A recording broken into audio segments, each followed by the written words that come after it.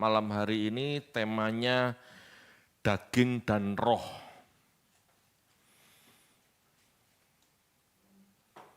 Kita akan melanjutkan eksposisi Roma pasal 7 ayat 12 sampai 26. Ya, cukup banyak, tetapi ini penting Bapak Ibu.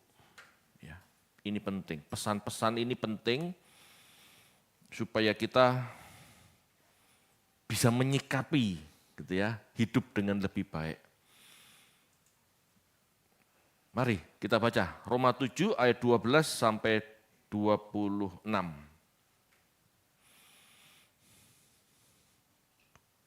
Silakan. Roma 7 ayat 12 sampai 26. Jadi hukum Taurat adalah kudus dan perintah itu juga adalah kudus, benar dan baik. Jika demikian, adakah yang baik itu menjadi kematian bagiku?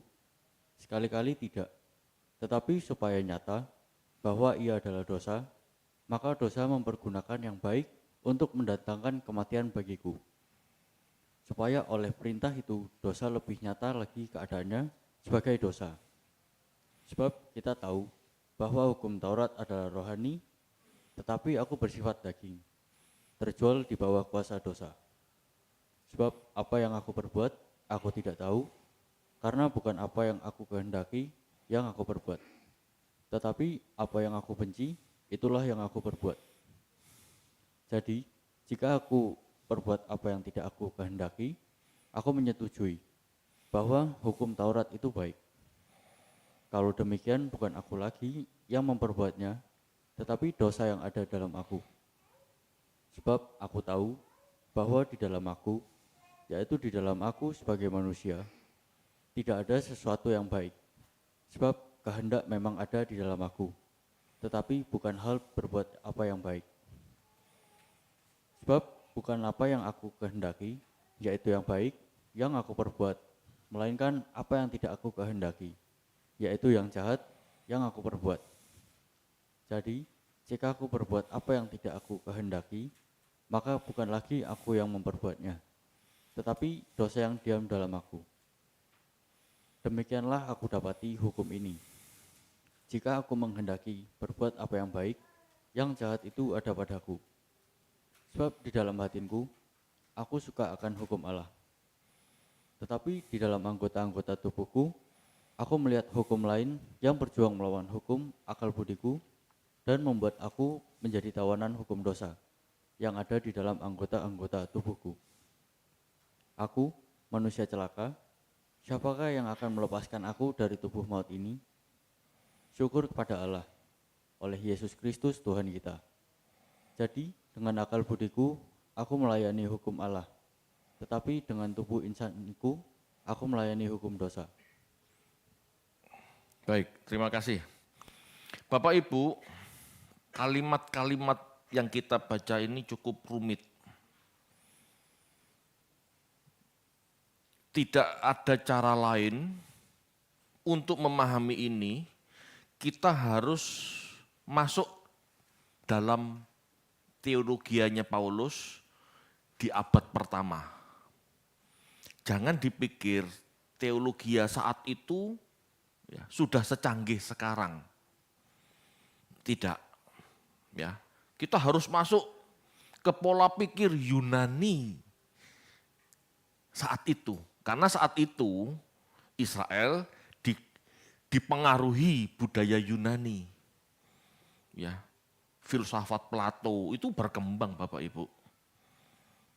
Berkembang. Dan harus jujur diakui gitu ya. Perjanjian baru itu dipengaruhi filsafat Plato. Kalau mau jujur. Ini cukup ya. Ini cukup memberikan penjelasan bagi kita bagaimana mereka dulu berpikir gitu. Bapak Ibu, saat itu pengertian yang ada, ya, saat itu pengertian yang ada, tubuh ini adalah penjara jiwa. Ya, tubuh adalah penjara jiwa. Jiwa itu kita. Jiwa itu gambaran entitas halus kita yang ada di dalam terpenjara oleh tubuh saat itu. Ya, tubuh hanya kemah yang memiliki hawa nafsu. Jiwa, ya, jiwa kita, gitu ya, entitas kita yang di dalam ini menghidupi tubuh, tetapi hakikatnya lebih tinggi dari tubuh. Zaman dulu, zaman Yunani orang berpikir roh itu lebih bernilai daripada tubuh. Roh itu, jiwa, roh jiwa, bagian imaterial dari kita itu lebih mulia daripada tubuh. Tubuh material dianggap paling buruk, paling jelek. Pemikiran saat itu seperti itu. Ya, roh dipahami sebagai nafas ilahi yang memberi energi hidup. Jadi jiwa itu entitas kita, bagaimana kita berpikir, berperasaan, berkehendak, ya. Dan roh. Roh ini energi ilahi, nafas ilahi yang membuat kita hidup. Ini jadi satu. Ya. Ini jadi satu. Kalau roh dan jiwa terpisah dari tubuh, itu namanya mati. Tubuh dikubur, jiwa, roh kembali kepada Allah. Pemahamannya seperti itu. Ya. Tolong gambarnya Yemi. Gambar yang pertama.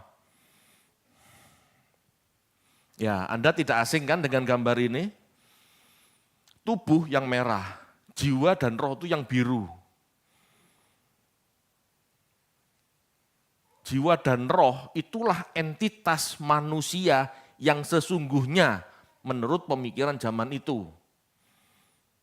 Ya, itu sebabnya kita tidak perlu membingungkan dikotomi, trikotomi karena jiwa dan roh dalam pemahaman saat itu menyatu. Ya. Berbeda dengan sekarang Bapak Ibu. Sekarang yang dimaksud jiwa adalah hasil kerja otak. Kita berpikir, berperasaan, dan berkehendak, itu bukan entitas, itu hasil karya otak dalam berpikir. Beda. Ya, itu bedanya. Kembali ke pemahaman Paulus. Itu sebabnya saat itu keinginan daging selalu dikontraskan melawan keinginan roh atau jiwa.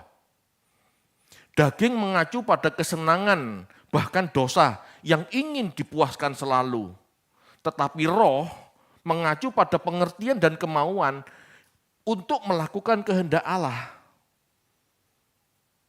Kalau jahat, kalau ingin senang, kalau ingin jahat, gitu ya, kalau ingin senang berbuat jahat itu daging. Kalau ingin berbuat baik, melakukan hal-hal mulia, itu dari jiwa. Karena jiwa ini mengenal kehendak Allah. Itu pemikiran saat itu. Jadi cukup sederhana. Manusia hanya dibagi dua, jasmani dan rohani. Daging dan roh plus jiwa. Hanya begitu Bapak Ibu, sederhana. Bapak Ibu, Paulus menjelaskan bahwa hukum Taurat itu bersifat rohani. Artinya baik, hukum Taurat itu baik. Tadi dikatakan kudus gitu ya. Hukum Taurat itu baik, ilahi. Tetapi Paulus dengan dagingnya cenderung melakukan hal-hal jasmani. Cenderung melakukan hal-hal yang duniawi, yang jahat. Paulus menyadari apa yang diperbuatnya seringkali berbeda apa dengan yang dipahaminya atau yang diinginkannya. Dosa dipandang sebagai kuasa dalam daging manusia. Menyeret Paulus, menyeret kita melakukan kesalahan. Hawa nafsu berasal dari daging. Hawa nafsu berasal dari daging. Segala yang baik berasal dari Tuhan. Pemahaman ini harus kita pahami. Makanya gitu ya, Galatia 5 ayat 16-17 mengkontraskan itu. Kita baca yuk, Galatia 5 ayat 16 sampai 17.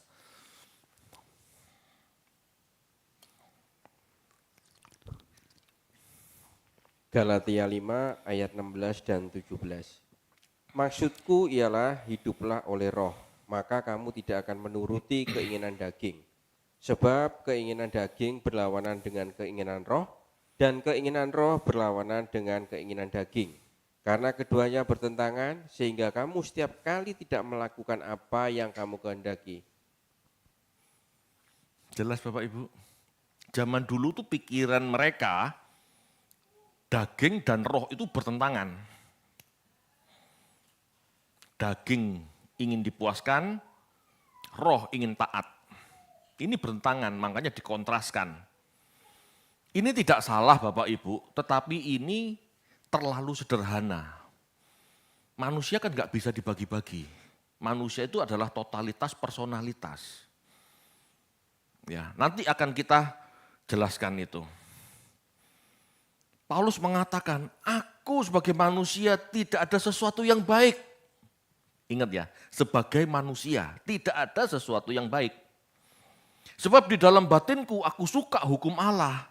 Tetapi anggota tubuhku, aku melihat hukum lain yang berjuang melawan hukum akal budiku. Aku ngerti bagaimana yang baik, tetapi ada hukum lain yang melawan akal budiku. Yang menyeret aku melakukan dosa, itu maksudnya. Membuat aku menjadi tawanan hukum dosa. Menjadi tawanan, terbelenggu hukum dosa. Bapak Ibu, kita harus menyadari ini. Daging kita ini lemah. Roh ingin nurut, tapi daging lemah. Betul? Yang menarik Bapak Ibu, mulai Roma 1 sampai Roma 16 tidak ada kata setan. Halo, sadar enggak? Tidak ada kata setan. Maksudnya apa? Maksudnya Paulus, kamu berbuat dosa atau tidak itu keputusanmu. Berbuat dosa atau tidak tergantung kamu mengkondisikan rohmu atau jiwamu menang melawan dagingmu atau roh dan jiwamu kalah dengan dagingmu. Sudah. Saya ngomong begini bukan berarti setan tidak ada. Ingat saya pernah mengatakan, sales. Setan itu sales. Betul enggak? Yang laris. Sales. Anda mau beli atau tidak tergantung Anda butuh apa tidak, kepingin atau tidak. Paham ya? Jadi Paulus menekankan, jangan selalu nyalahkan setan, intinya begitu. Karena dagingmu itu harus kamu kuasai. Jatuh bangunnya kamu melakukan dosa atau tidak, itu tergantung kamu bisa menguasai dagingmu atau tidak. Tidak ada Paulus menyebut setan. Kenapa? Karena keputusan kita dari dalam. Keputusan kita dari dalam. Setan itu cuma ngiming-ngiming. Halo? Setan itu ngiming-ngiming Bapak Ibu. Terbatas sifatnya.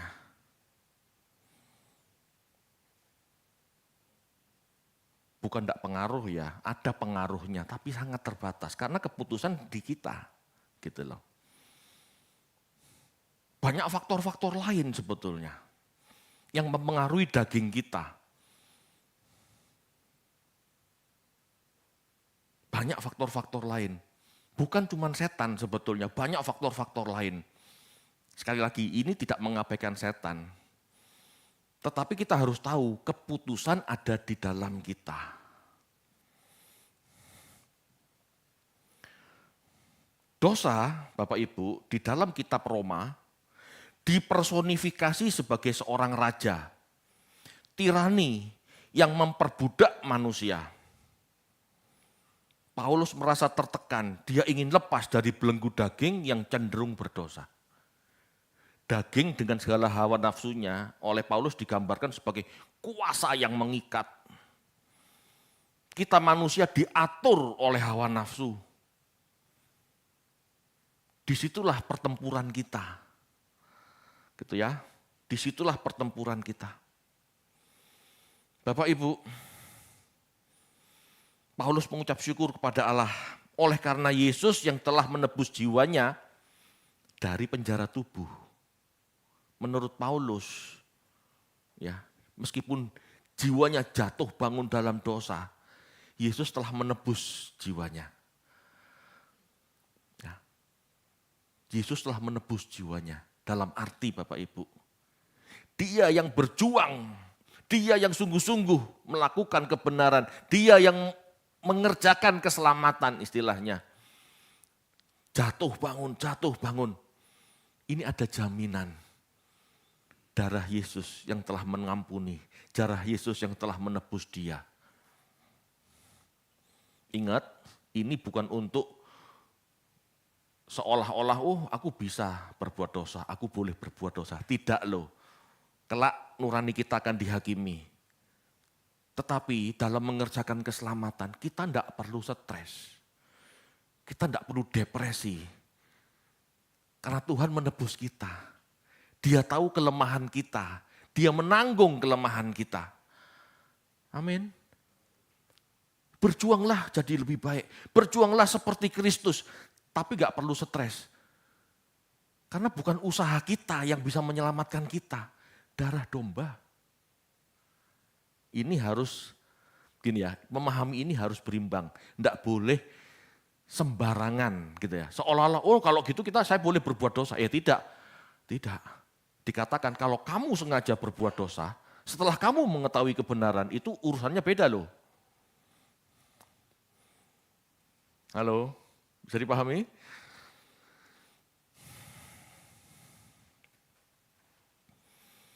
Bapak Ibu, Paulus sedang menggambarkan pertempuran yang terjadi dalam diri setiap orang.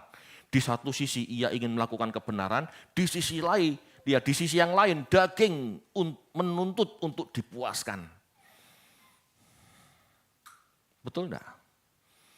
Kerasa enggak bahwa daging ini ingin dipuaskan? Kita berjuang melawan daging kita. Perjuangan kita itu bukan melawan roh-roh di udara sebetulnya. Perjuangan kita melawan daging kita. Roh-roh di udara tuh selama kita abaikan, selesai. Sales dosa itu, betul? Itu kan sales dosa. Yang enak. Yang menarik, yang indah, sedap dipandang, ayo siapa mau. Kalau kita tidak mau menoleh, kalau kita tidak mau melihat itu, tidak ada masalah kan. Tapi bukan berarti tidak ada godaan. Karena manusia cenderung berbuat dosa. Daging kita kepingin dipuaskan. Perut ingin dikenyangkan. Betul enggak? Masuk perut lapar kita kepingin makan, itu setan. Kan bukan. Kalau perut lapar kita ingin makan, itu kita yang minta makan. Tubuh kita menuntut makan. Halo? Kalau kita lapar kepingin makan lalu gak bisa makan mencuri, itu bukan karena setan, tapi karena perut kita lapar. Kalau kita mencuri karena kita lapar, itu bukan setan yang perlu ditengking. Betul enggak? Tapi kita berusaha menguasai diri.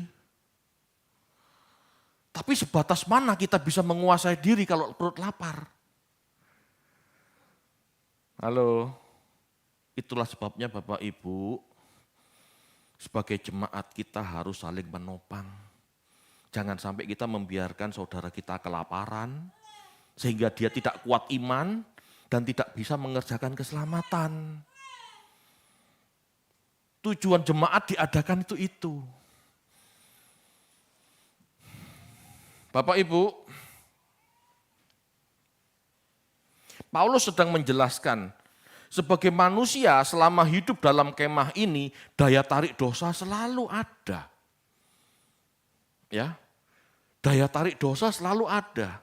Belum tentu dari setan. Bisa jadi dari daging kita, gitu ya. Bapak Ibu, mungkin saja kita tidak melakukan dosa lagi. Mungkin itu. Tetapi bukan berarti daya tarik dosa tidak ada lagi. Aku belajar puasa. Supaya pada saat aku tidak punya uang, aku bisa menahan diri untuk tidak mencuri. Itu salah satu cara. Tapi kan enggak semua orang bisa. Betul enggak? Saya bisa tidak mencuri meskipun saya lapar. Bisa. Bukan berarti daya tarik dosa tidak ada lagi. Selama saya lapar, pasti masih ada bisikan. Itu, ada pepaya tetangga, ayo mencuri. Betul enggak? Pasti ada seperti itu. Namanya orang lapar kepingin makan. Betul? Itu secara biologis Bapak Ibu. Bapak Ibu, kita bisa mengusir burung untuk tidak bersarang di atas kepala kita. Tetapi kita tidak bisa melarang burung terbang di atas kepala kita. Sama bisa. Itu maksudnya. Kita harus menang melawan dosa. Tetapi tidak mudah. Itu sebabnya kita harus kerjasama. Kita harus sehati saling menopang. Jemaat mula-mula seperti itu. Mereka menjual barang satu dengan barang, ya mereka menjual barang mereka dan membagikannya. Kenapa? Mereka kepingin sampai garis finish bersama-sama. Itu maksudnya. Saat ini Bapak Ibu, kita mengerti, ya saat ini Bapak Ibu, kita mengerti tubuh bukan penjara jiwa. Ya, tubuh bukan penjara jiwa. Tetapi memang satu kesatuan. Manusia dengan kompleksitas ini, yang begitu kompleks ini adalah totalitas personalitas. Yang idealnya tidak terbagi-bagi. Ingat ya, Pak Eras pernah menjelaskan ini. Totalitas personalitas. Tidak bisa dibagi-bagi sebetulnya. Meskipun kita tahu tubuh ini bagian yang kelihatan. Bagian yang tidak kelihatan kita sebut jiwa atau roh. Roh tepatnya. Jiwa apa? Jiwa itu hasil kerja otak. Jiwa itu hasil kerja otak. Pikiran, perasaan, dan kehendak itu hasil kerja otak. Itu tidak bisa dibagi-bagi Bapak Ibu. Itu satu kesatuan. Ya. Kita tidak boleh berpikir, ya, kita tidak boleh berpikir hitam putih seperti Paulus, daging dan roh. Dengan kita tahu manusia itu kompleks, totalitas personalitas, maka daging dan roh ini bisa dikembangkan. Kita harus memandang daging dan roh ini secara lebih utuh, lebih komplit. Tidak salah ya, apa yang dimaksud Paulus tidak salah. Tetapi kita harus berpikir lebih kompleks. Karena perkembangan pengetahuan begitu kompleks. Kita harus bisa melihat, Bapak Ibu, kita harus bisa melihat. Kita tidak boleh melihat daging pasti salah, daging pasti jahat. Tidak. Karena daging, tubuh juga ciptaan Tuhan. Gitu ya. Itu kan pengertian zaman dulu gitu loh. Daging ini ciptaan Tuhan. Daging ini juga yang kelak akan diangkat sama Tuhan. Betul? Kalau hidup kita benar dan Tuhan datang pada zaman kita, kan kita diangkat beserta tubuhnya. Betul enggak? Berarti tubuh ini enggak jahat sebetulnya. Cenderung berbuat dosa, betul. Tetapi tidak pasti jahat, tidak pasti rendah nilainya, tidak. Tergantung kita. tergantung cara pikir kita. Mengendalikan tubuh ini bisa apa enggak? Betul enggak?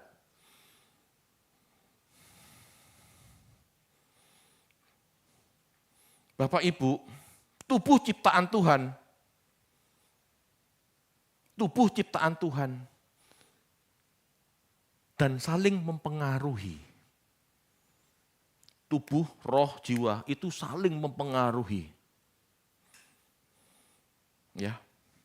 Pengaruh inilah yang harus kita kelola dengan baik dan benar sesuai firman Tuhan agar manusia diselamatkan. Pengaruh-pengaruh inilah yang harus kita kelola ya, agar kita terselamatkan. Bapak Ibu, ini pelajaran cukup rumit, tapi saya harap Anda mau sabar mendengar ya. Bapak Ibu, ada banyak yang mempengaruhi tubuh. Bukan cuma daging dan roh. Ada beberapa, ya kita bahas. Satu, faktor biologis, faktor tubuh, daging seperti yang dikatakan Paulus. Itu betul, tidak salah. Ya. Tapi kita perlu tahu dalam biologis kita itu ada otak, ada sistem syaraf, ada hormon, betul? Ada neurotransmitter, kesehatan fisik kita itu juga pengaruh. Betul enggak? Bapak Ibu, ini mempengaruhi loh. Contoh, ini contoh ya. Untuk wanita tiap bulan ada datang bulan. Ini kan mengacaukan jiwa. Halo, betul enggak? Kalau masa-masa itu datang, emosional, betul enggak? Lebih tidak mudah mengendalikan diri, betul enggak?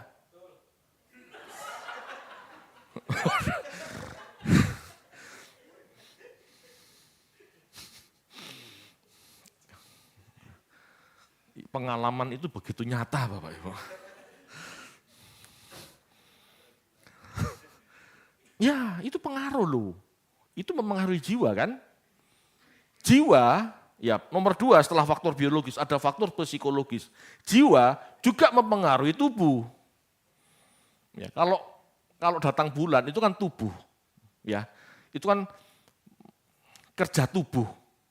Rutinitasnya tubuh wanita setiap bulan ya begitu kan. Mempengaruhi jiwa, mempengaruhi emosi. Tetapi begitu juga dengan faktor psikologis, emosi gitu ya. Itu mempengaruhi tubuh. Dalam psikologi, dalam jiwa itu ada emosi. Emosi ini terkait hormon. Ya. Ada pengalaman atau memori. Kalau kita di masa kecil kita punya pengalaman traumatik gitu ya, itu pasti mempengaruhi jiwa kita di masa depan. Gitu. Ada orang yang lihat sesuatu takut gitu ya. Gini, ada orang melihat anjing begitu ketakutan, betul enggak? Kenapa? Ya siapa tahu dulu masa kecil pernah digigit anjing. Traumatik. Lalu ada faktor kepribadian, ada introvert, ekstrovert, itu kan beda Bapak Ibu. Itu mempengaruhi hidup kita. Orang introvert gak mudah konseling. Orang ekstrovert gak usah diminta konseling, dia cerita kemana-mana. Betul gak? Iya. Selain faktor biologis, psikologis, ada faktor nilai moral. Ya, faktor nilai moral itu dari luar, keyakinan pribadi, ya, agama seseorang. Ini nilai moral. Disinilah firman yang benar harus diperkuat. Karena ini mempengaruhi yang lain. Ini mempengaruhi jiwa. Ya, ini sangat mempengaruhi jiwa.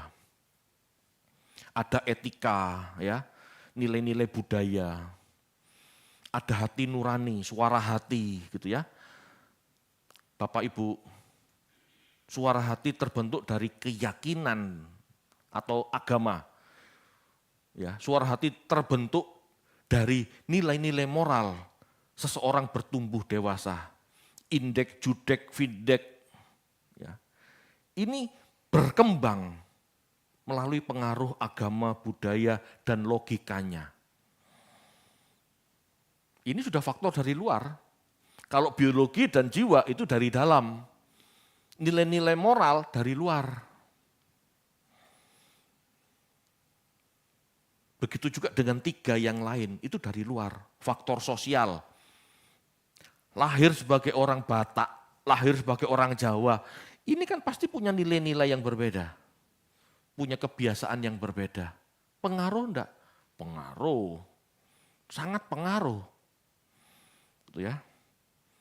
Orang lain punya pengaruh. Faktor sosial ini pengaruh dari orang lain.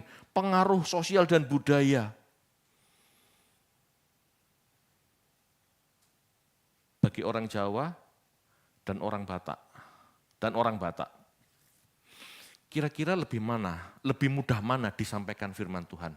Lebih mudah mana menerima firman Tuhan? Halo? Orang Batak. Karena lahir procot, bapak ibunya sudah HKBP. Benar enggak? Orang Jawa yang lahirnya dari pondok pesantren, menerima firman Tuhan, tidak mudah percaya. Halo, ini pengaruh gitu ya. Kelima, ada faktor lingkungan, ada situasional. Orang itu berkembang di lingkungan tradisional atau di lingkungan modern. Ini pengaruh. Di lingkungan tradisional masih percaya mitos-mitos. Di lingkungan modern tidak. Mendengar firman itu juga tidak mudah. Orang tradisional pasti mendengar firman tradisional. Orang modern banyak yang berpikir bebas, berpikir modern. Ini juga mempengaruhi loh cara pandang. 6. Faktor ekonomi, ini juga dari luar, faktor dari luar. Ada manfaat resiko ekonomi. Banyak keputusan dibuat untuk mempertimbangkan keuntungan yang diperoleh, gitu ya. Bapak Ibu, banyak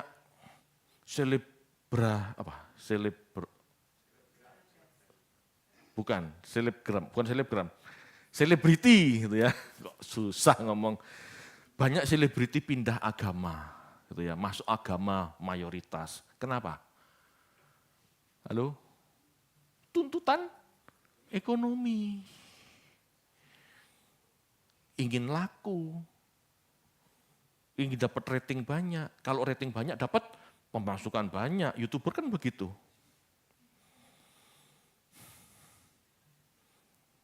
Di negara ini keberagamaan itu bisa digoreng jadi duit. Betul enggak? Nah, itu ekonomi. Ya. Kebutuhan seseorang. Orang dengan tidak punya uang itu terbatas Bapak Ibu. Dengan tidak punya uang untuk berbuat baik itu sulit Bapak Ibu. Bahkan cenderung berbuat jahat. Saking tidak punya uang. Ya. Benar-benar minim keuangan. Orang akhirnya jadi pencuri. Bukan orang yang rakus ya. Ini saya tidak ngomong tentang orang yang rakus. Orang mencuri itu bisa berbagai macam alasan. Para koruptor itu mencuri bukan berarti mereka miskin, uangnya juga banyak, tapi ya tetap korupsi kan. Yang saya katakan, yang saya sampaikan bukan itu maksudnya. Dengan orang tidak punya uang, kadang-kadang imannya goyah. Waduh, papa mamaku tidak makan, aku tidak punya uang. Aku mencuri singkong tetangga. Betul? Akhirnya begitu. Itu dorongan-dorongan atau faktor-faktor yang mempengaruhi kita dari luar. Bapak Ibu, bukan sekedar hawa nafsu yang di daging Ya, bukan sekedar hawa nafsu yang mempengaruhi daging. Ternyata banyak. Itu sebabnya Bapak Ibu kita dalam menopang keselamatan seseorang tidak bisa sekedar dikhotbahi. Tidak bisa. Kita harus menjagai saudara-saudara kita. Jangan biarkan mereka mencuri singkong karena kelaparan. Betul? Tugas kita, ini gereja tugasnya. Tolong gambar yang kedua, Yem. Ya, Bapak Ibu, Anda juga tidak tidak asing ya dengan gambar ini. Tubuh, jiwa, dan roh. Kalau tubuh dan roh menyatu, kita sebagai manusia hidup, betul ya? Dengan kita hidup, maka otak bekerja. Disitulah jiwa berkarya, disitulah jiwa berada. Dengan kita hidup, ya, dengan tubuh dan roh menyatu, kita hidup. Otak bisa berpikir, berperasaan, dan berkehendak. Betul ya? Tetapi masalahnya, keselamatan terjadi bukan hanya dipengaruhi tubuh, jiwa, dan roh. Ada faktor dari luar yang mempengaruhi tubuh. Tubuh ini sangat rentan dan bisa mempengaruhi banyak. Ada nilai moral, di situ firman Tuhan. Ini harus diperkuat. Firman Tuhan, nilai moral itu harus diperkuat supaya masuk ke jiwa, ya, supaya didengar oleh telinga, masuk ke jiwa, menjadi pikiran, perasaan, dan akhirnya tergores menjadi nurani, judek, vindek, indek. Kalau roh atau judek, vindek, indek ini tergambar wajah Kristus, pertimbangan-pertimbangan kita seperti Kristus, baru itu diselamat, baru itu disebut selamat. Sampai kita berpikir, berperasaan seperti Kristus, roh kita ini loh, yang dikatakan selamat itu ini. Masalahnya menggambar roh dengan warna Kristus, dengan wajah Kristus, ini tidak mudah. Karena bukan cuma nilai moral yang pengaruh. Ada sosial budaya, ada lingkungan, dan ada ekonomi. Daging ini sudah cenderung berbuat dosa. Daging ini sudah cenderung berbuat salah. Betul? Ditambah pengaruh dari luar. Sosial budaya, lingkungan, ekonomi. Belum ketambahan setan. Betul enggak? Ayo Bapak Ibu, kita sadari ini. Dengan belajar semakin kompleks, kita bisa melihat sisi mana kekurangan kita, sisi mana yang perlu ditambal dalam bergereja. Karena gereja ini diadakan Bapak Ibu untuk saling menopang. Amin. Jujur saja, saya tidak ngasih contoh orang lain. Saya ngasih contoh diri saya. Bapak Ibu, Anda tahu saya menjaga integritas sebagai seorang hamba Tuhan begitu ketatnya. Saya enggak minta-minta duit, saya enggak ngutang kanan kiri, saya menjaga integritas saya. Betul? Ini bukan karena kuat gagah saya saja. Saya berusaha, itu memang harus. Tetapi saya kuat begini, menjaga integritas saya gini bukan karena saya saja. Bukan karena usaha saya saja, tetapi ada peran Anda. Anda yang tidak pernah lupa berbagi rezeki dengan saya, itu kan menopang saya Bapak Ibu. Halo? Anda menopang saya. Demikian juga seharusnya kita menopang yang lain. Kalau Anda tidak berbagi rezeki berkat dengan saya gitu ya. Saya memang belum tentu berbuat dosa, tetapi bisa jadi saya tidak bisa menggembalakan dengan baik.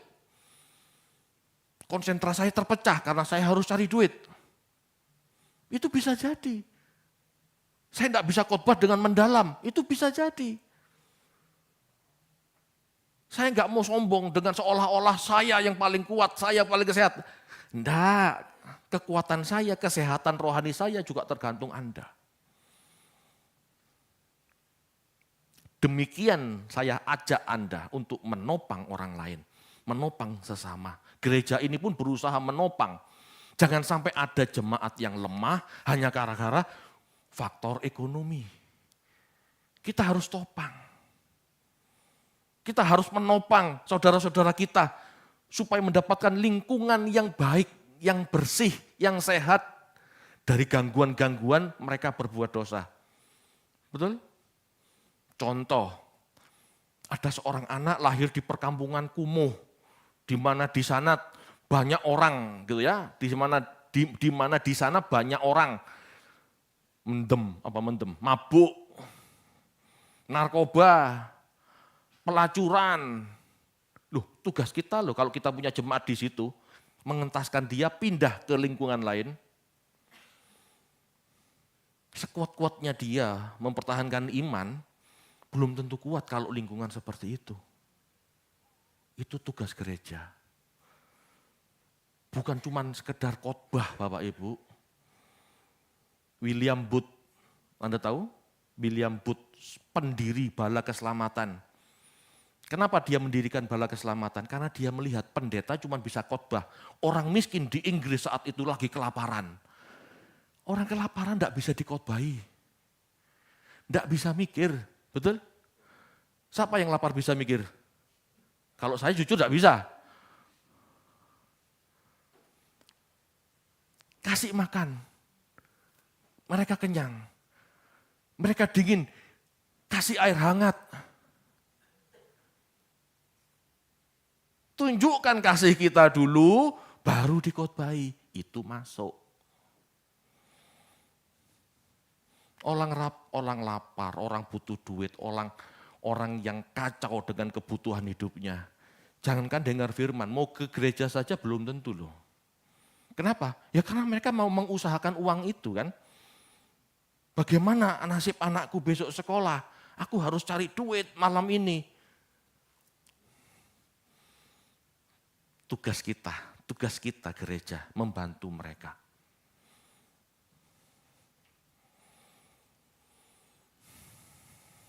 Amin Bapak Ibu. Bapak Ibu, semua ini perlu kerjasama jemaat. Gak bisa pendeta sendiri. Anda kekurangan firman, pendeta yang kasih firman. Tapi kalau saudara Anda kurang duit, Anda yang punya duit yang ngasih duit. Harus berbagi, harus hidup bersama. Supaya masuk garis finish bersama-sama. Perkara nanti pengadilan Tuhan ada yang satu gugur, satu tidak, ya itu urusan Tuhan kan. Yang penting ayo sebagai jemaat kita berjalan bersama. Senang susah bersama. Amin Bapak Ibu.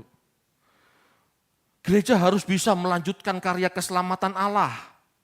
Ya, gereja harus bisa melanjutkan karya keselamatan Allah. Mencetak judek, indek, vindek manusia menjadi seperti Kristus. Mencetak. Bapak Ibu, bukan cuma khotbah ini kan cuma kognitif. Tetapi dengan perbuatan itu lebih menggores. Orang lebih bisa melihat kalau perbuatannya baik, khotbah lebih bisa masuk, itu menggores. Daripada sekedar khotbah dan dia tidak melakukan kebaikan apa-apa. Enggak menggores. Bisa-bisa masuk kiri keluar kanan. Amin. Ayo kita sertai. Ya. Kalau tahun lalu ya Natal yang biasanya makan-makan kita berbagi. Tahun ini saya harap kita juga bisa berbagi. Kalau makan-makan gampang lah bisa diatur, itu tiap bulan juga bisa. Tetapi ayo kita melakukan sesuatu yang baik. Supaya orang melihat, oh kekristenan ini bukan ngomong tok. Ada aksinya. Itu dari gereja. Kalau dari masing-masing, ya seharusnya Anda setiap hari melihat kebutuhan lingkungan Anda apa. Jadilah terang dengan berbuat baik. Setidaknya pada saat home, komsel, enggak digeruduk tetangga. Halo, betul enggak? Kan banyak kejadian di medsos, lagi nyanyi, padahal nyanyi loh persiapan Natal, digeruduk, disomasi sama tetangga. Loh kok sampai begini ya? Apa hubungan dengan tetangga enggak baik? Kan gitu harusnya. Ayo kita jadi berkat. Amin Bapak Ibu. Ayo kita saling menopang saudara-saudara kita. Amin. Baik, mari kita berdoa.